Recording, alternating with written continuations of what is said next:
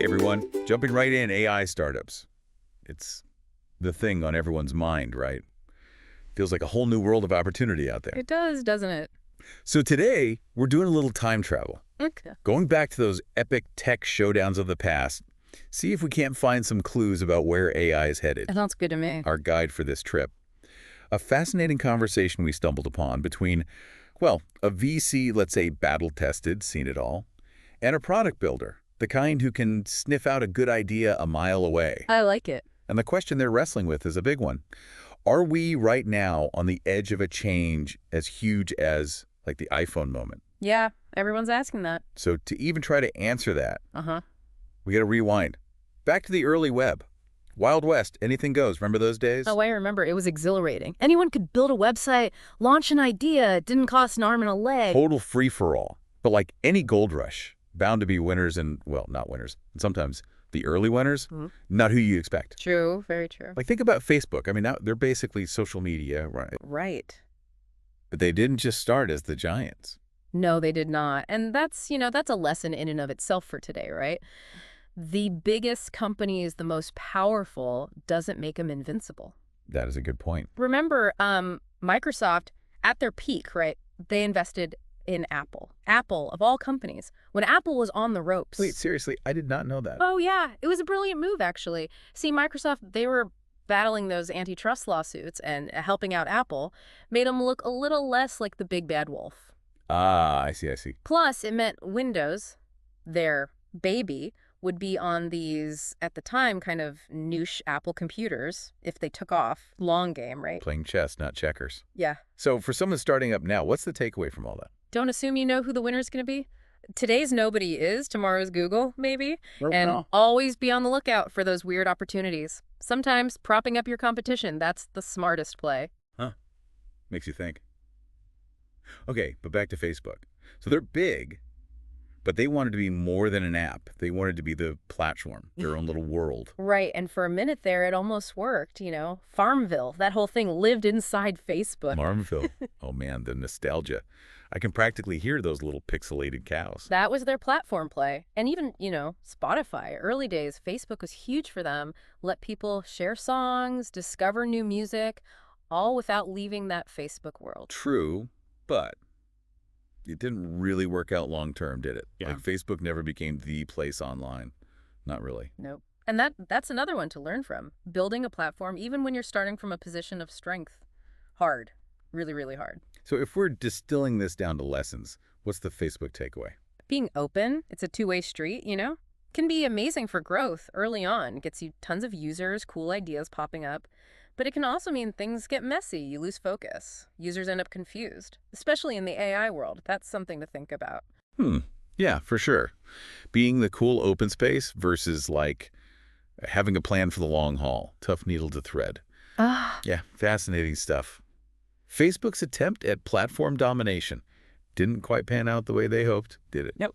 Makes you wonder, how do you build a truly powerful, lasting platform in tech? Luckily, our next stop on this little history tour might have some answers. Oh, yeah. The iPhone. You got to talk about the iPhone. We do. That's a good one. I mean, talk about a platform that changed everything. But here's the thing. I was just thinking about those old clunky smartphones we had before the iPhone. Remember? Just getting an app on those things was like a whole ordeal. Oh, it was a nightmare. Seriously. And then, boom, iPhone. Everything's slick, easy. But wait, didn't the very first iPhone barely have any third-party apps? You're right. It was a deliberate choice. Really? It's kind of wild to think about now, right? With how massive the App Store is. It's huge. But yeah, Steve Jobs, he was not initially keen on letting just anyone make apps for the iPhone. Seriously. But that whole App Store thing is like printing money for them now. Why wouldn't he want that? Well, from what I understand, Jobs, he was all about control. The whole user experience from the hardware to what you saw on the screen, he wanted Apple's hands on it. His vision. Apple makes the core apps. That's it. No need for anyone else. Wow. Talk about a closed system. Even the greats get it wrong sometimes, huh? So what changed? Why'd they cave on the App Store? Reality, basically. Apple's got tons of resources, but they couldn't make every app people wanted. And they realized that to make the iPhone truly great, they needed help. Yeah, too many ideas, not enough engineers to build them. It's the story of my life. Right. And here's the thing. That's when this key idea came into play. Hmm. Scarcity creates value. By limiting the apps at the beginning, Apple, they did two things. Okay, I'm listening. One, they kept those quality standards, SKYHGH. Yeah. Every app had to be top-notch to get on the iPhone. Two, it built this insane buzz. Everyone wanted what they couldn't have. They engineered that FOMO masterfully.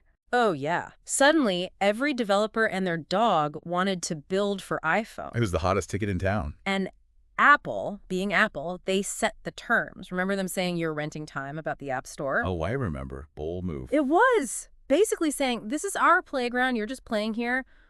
But it worked. The App Store became the place to be for mobile. And, I mean, it wasn't just silly little apps. Look at what came out of that WhatsApp, Instagram. World-changing companies built by, what, like a handful of people at first? Yep. All because they had that iPhone platform to launch from. Exactly. And that right there, that's huge for startups to understand. Sometimes, yeah, you gotta play by someone else's rules. Partner up with a giant, even if it feels limiting, can be the only way to reach that massive scale. It's a trade-off, though, right? You're building your castle on someone else's land. What happens if the rules change? Million-dollar question. And it leads us right into this AI moment we're in now. Are we maybe seeing the end of that mobile-first era? It's something I've been thinking about a lot, honestly. Like, when was the last time you were really hyped about a new iPhone camera? Or a slightly faster chip? It's like we hit peak phone and no one told our phones, we're back to these giant things. I know, right? All that obsession with making them thinner. And for what? Right. So maybe, just maybe, those gotta-have-it hardware upgrades, every single year, maybe that's over. And our sources pointed to something kind of surprising as to why. Oh, yeah. What's that? ChatGPT. Really? Yeah. I mean, think about it.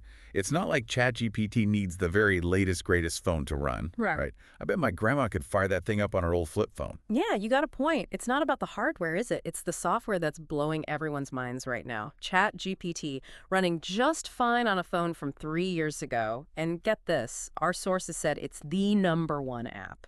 Wow. Yeah. That really makes you think. Does that mean, are we seeing the beginning of the end for Apple, for mobile how we know it? That's the question, isn't it? The big one. And our sources, they admit they don't have a crystal ball. But they do say the battle lines are shifting. The AI fight, way more chaotic, way more open than the mobile wars ever were. Oh, yeah. I mean, look, Google's going all in, Microsoft's making moves, Amazon's lurking, up to something, I guarantee it. They're always up to something. And then there's Facebook. Ah, yes, Facebook. Their strategy is interesting, I'll give them that. Going all in on open source AI. Open source. Hey. Seems risky, doesn't it? Yeah. Giving away the secret sauce, kind of. You'd think so, but remember they missed the boat on mobile, right? Big time. So now they're playing catch up and they do not want to be left behind again. Open source, it's their way of trying to make AI more collaborative. Less about one company controlling everything. So instead of those walled gardens like Apple with the App Store, they're betting on a more like open field. That's the gist of it. But even then, nothing's guaranteed in tech, right? Remember Netscape? They were the web browser back in the day. Top dog. Then Microsoft comes along, bundles Internet Explorer with Windows. Poof. Gone. Brutal. So if even ChatGPT's not safe, what's a startup supposed to do?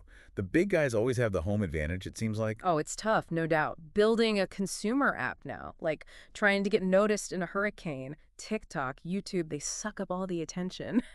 So is there even a point? Should startups just give up on apps? No, not at all. Remember what we were saying about Apple? Sometimes limitations, they breed creativity. So yeah, the app stores, they're crowded, but the real opportunity, it's about finding those open platforms where AI can really sing, where it hasn't been done to death. You mean like AI tools, the stuff we were talking about earlier? That phone call summarizer, now that felt new. That felt exciting. Exactly. And there's a million more ideas like that out there, just waiting for someone to build them. AI for voice assistants, revolutionize email, even good old SMS, it can all be reinvented. And the big guys haven't figured it all out yet, which means a startup, if they're smart, they can make a real impact. It's about finding those problems, the ones AI can actually solve, make life better. Not just another app that's forgotten in a week. Yeah, create something magical, something people actually need. This has been fantastic. We've gone from, like, the stone age of websites to the rise of iPhones, maybe even the fall of iPhones.